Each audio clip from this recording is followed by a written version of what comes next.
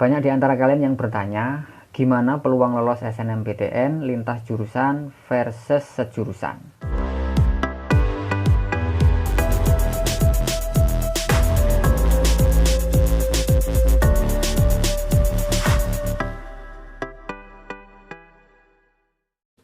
Sebelumnya, yuk subscribe channel ini, jangan lupa tekan tombol loncengnya. Saya juga berbagi informasi setiap hari lewat Instagram menuju PTN, silahkan di follow. Nah, materi ini bisa jadi adalah penegasan dari pengetahuan kalian sebelumnya. Saya yakin kalian sudah dapat info sebelumnya tentang peluang lintas jurusan atau lintas minat ini. Mari kita ungkap berbagai data yang ada dan pengalaman yang pernah terjadi. Pertama, kita coba ke 6 PTN ternama Indonesia untuk melihat persebaran diterima baik yang lintas jurusan maupun yang sejurusan. Saya punya data 4 tahun ya, mulai dari 2012 hingga 2015. Ini PTN-nya adalah UI. Tercatat di sini untuk peluang anak lintas jurusan di Universitas Indonesia, kalau kita rata-rata dari 4 tahun data ini adalah 16,35%. Artinya ada 16,35% dari peserta IPA itu yang berhasil ambil jurusan soshum, dan 83,63% sisanya tetap sesuai dengan jurusannya. Jadi yang soshum diterima di soshum, tetap saja yang sejurusan itu lebih banyak. Itu data pertama yang UI. Sekarang kita ke Undip ya. Data Undip 4 tahun data yang ada itu anak-anak yang berhasil lintas minat dari saintek ke soshum atau dari anak IPA yang memilih soshum itu 11,20%. Itu artinya yang sejurusan masih mendominasi yaitu 88,80%.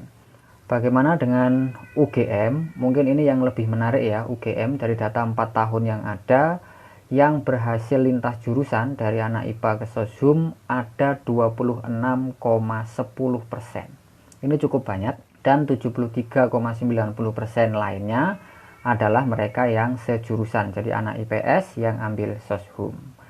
Sekarang kita ke PTN yang ada di Jawa Timur yaitu UNAIR. UNAIR ini cukup mengejutkan ya.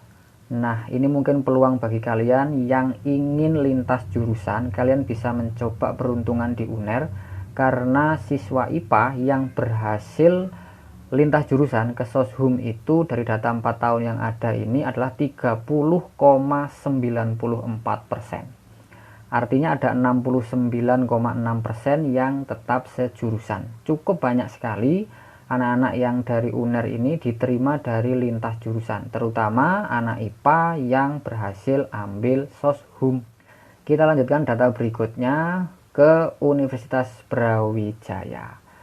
Universitas Brawijaya ini salah satu universitas yang paling favorit ya, dalam arti kata peminatnya selalu paling banyak atau terbanyak lah ya dibanding PTN-PTN klaster 1 yang lain. Dari data 4 tahun yang ada hanya 0,18% saja yang berhasil lintas jurusan dari IPA ke soshum. Jadi kecil sekali, nggak sampai 1%. Kemudian kita coba ke Universitas Pajajaran atau UNPAD. UNPAD yang berhasil lintas jurusan dari IPA ke soshum ada 7,08%. Dan 92,92% sisanya adalah anak IPS yang ambil soshum yang diterima. Data ini saya ambil dari mamikos.com ya. Ini data yang kita berhasil himpun adanya ini. Mungkin ini tidak serta-merta menggambarkan persebaran dari PTN-PTN yang ada, namun bisa menjadi gambaran ya, menjadi gambaran umum. Begitulah kira-kira peluang untuk lintas jurusan, terutama dari IPA yang biasanya sukanya menyeberang ke soshum. Yang paling kecil peluangnya berdasarkan data tentunya adalah UB, dan yang paling besar kalau kita lihat data dari 6 PTN unggulan ini adalah UNER. Sekarang, apakah kalian masih penasaran untuk lintas jurusan atau tidak menjadi lintas jurusan? Sudah cukup datanya atau masih kurang? Kalau masih kurang, mari kita spesifik ke sebuah jurusan. Ini saya ambil contoh sebuah jurusan soshum yang ada di kampus. Saya ambil data tahun terakhir yaitu 2019. Ini sebuah jurusan, tidak saya sebut jurusannya ya. Jumlah pendaftarnya adalah 975. Yang diterima adalah 59 siswa atau 59 peserta. Nah, yang diterima dari SMA IPS itu ada 50 siswa atau 50 peserta. Kemudian dari SMA IPA itu ada 9 peserta. Sementara Madrasah Aliyah IPS dan Madrasah Aliyah IPA tidak ada satupun yang diterima. Sekarang saya akan menuju ke salah satu PTN yaitu Universitas Brawijaya. Kita ambil contoh jurusan Ekonomi Islam. Daya tampungnya 38, namun pada saat pengumuman yang diterima itu 39, jadi lebih 1 ya. Nah, dari SMA IPS itu ada 25 anak. Dari MA IPS ada 7, dari MA Keagamaan ada 4, kemudian dari SMK Akuntansi itu ada 2. Yang menarik, SMA IPA 1 pun tidak ada yang diterima. 1 sisanya dari Madrasah Aliyah IPA.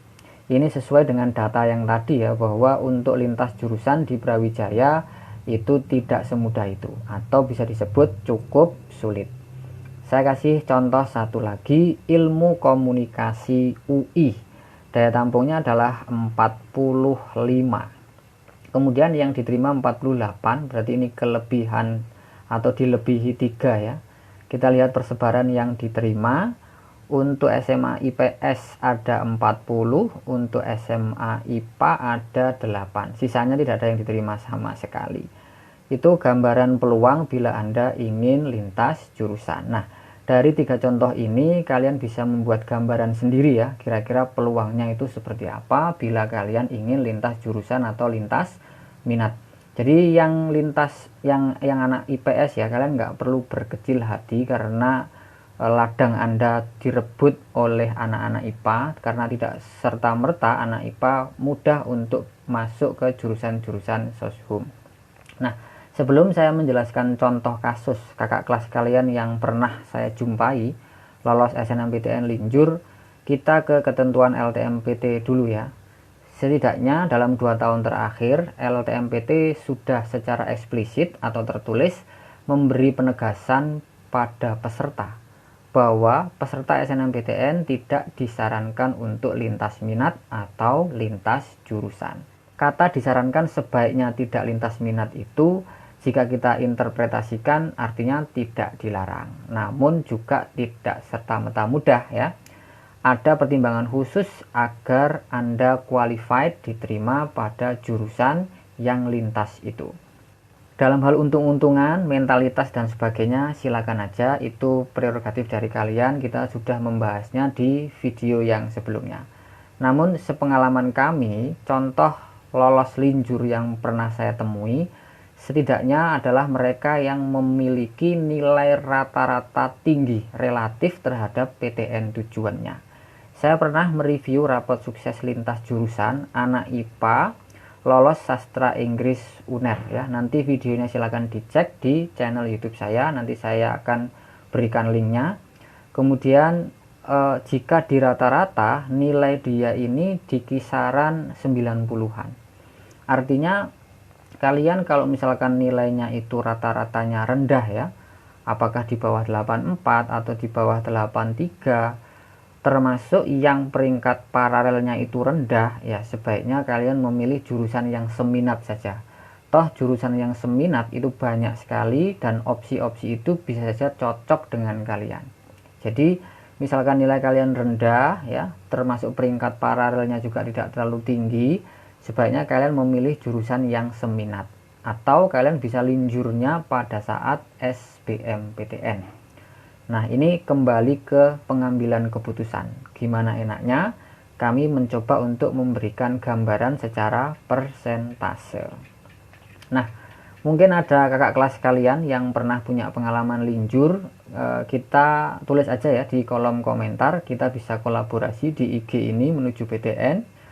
Nanti kita akan bahas-bahas atau komunikasi lebih lanjut pengalaman kakak yang sudah pernah linjur dan lolos ini. Untuk kita share kepada adik-adik kelas kita. Apabila ada diskusi, langsung silakan tulis aja di kolom komentar.